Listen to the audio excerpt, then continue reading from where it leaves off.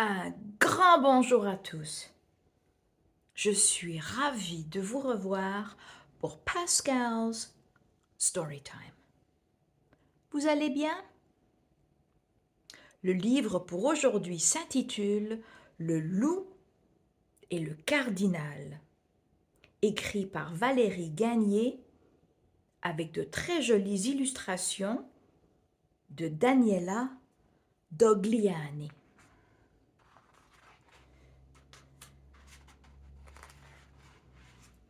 Le loup et le cardinal. Autrefois, sur la montagne boréale, vivait la plus importante meute de loups que la terre ait portée. Ses membres étaient l'âme même de la forêt. Ils y régnaient comme des protecteurs. Cependant, avec le temps, ils disparurent peu à peu de la montagne. Il n'en restait désormais plus qu'un. Knox. Knox était un loup solitaire. Il n'avait personne avec qui courir entre les arbres durant ses promenades. Le soir, nul autre chant ne lui répondait lorsqu'il hurlait à la lune.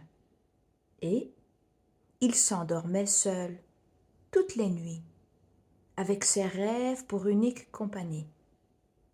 Knox n'était pas malheureux, mais il s'ennuyait parfois.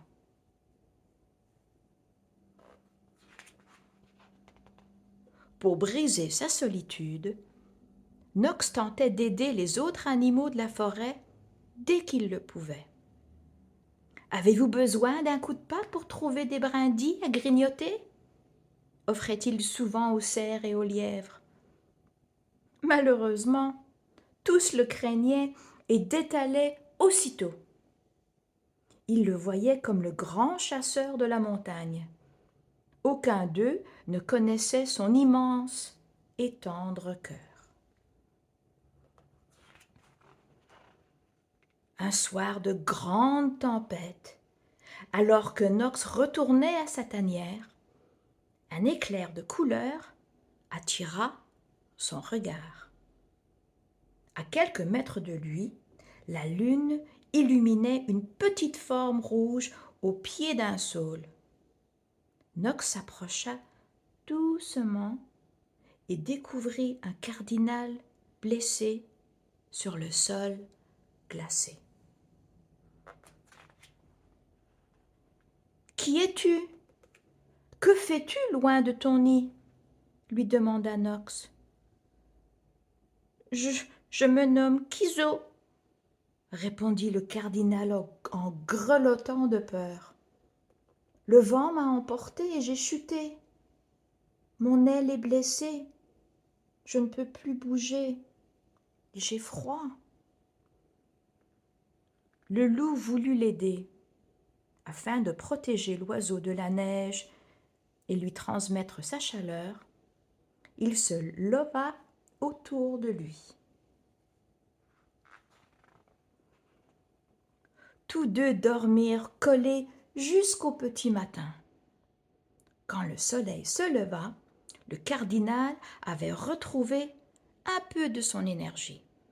« Je vais mieux grâce à toi, mais je ne peux plus voler, » soupira-t-il. « C'est décidé, » s'exclama alors le loup. « Je m'occuperai de toi jusqu'à ce que tu guérisses. » Kiso grimpa sur l'épaule de son sauveur, qui se mit en route vers sa caverne.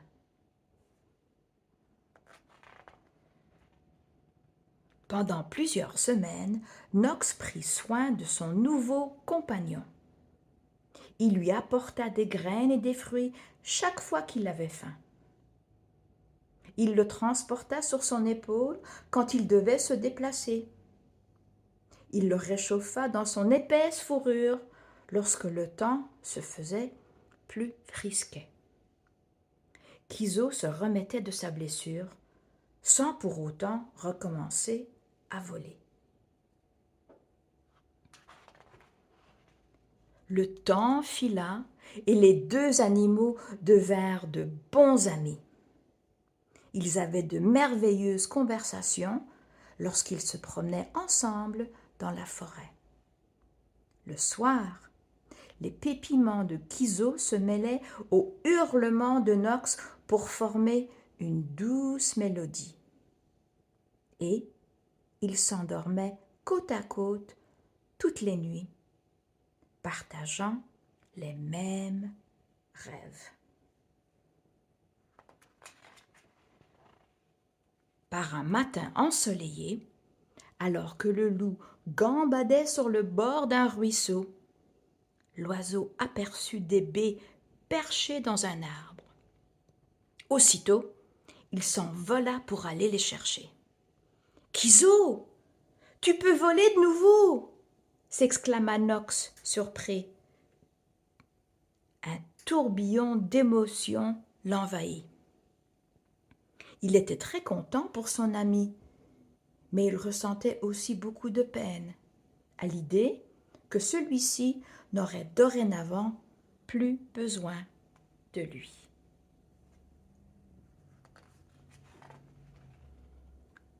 Maintenant que tu es guéri, il est temps pour toi de partir, ajouta tristement Nox.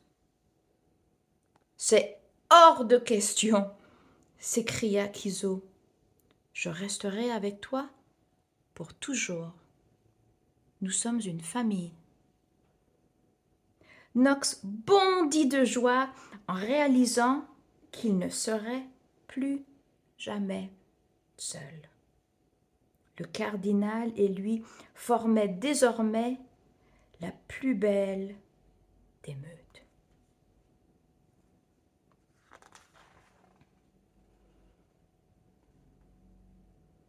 Que signifient les noms des personnages? Nox en latin, une langue ancienne qui n'est plus parlée de nos jours. Le mot nox veut dire nuit. Kiso.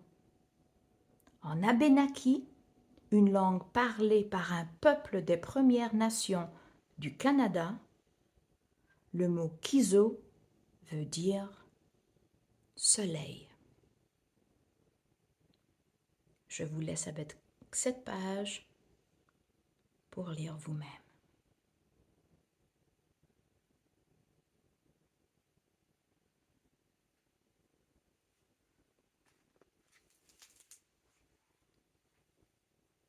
Le loup et le cardinal.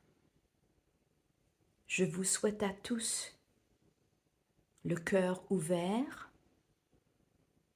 et beaucoup de belles amitiés. Portez-vous bien.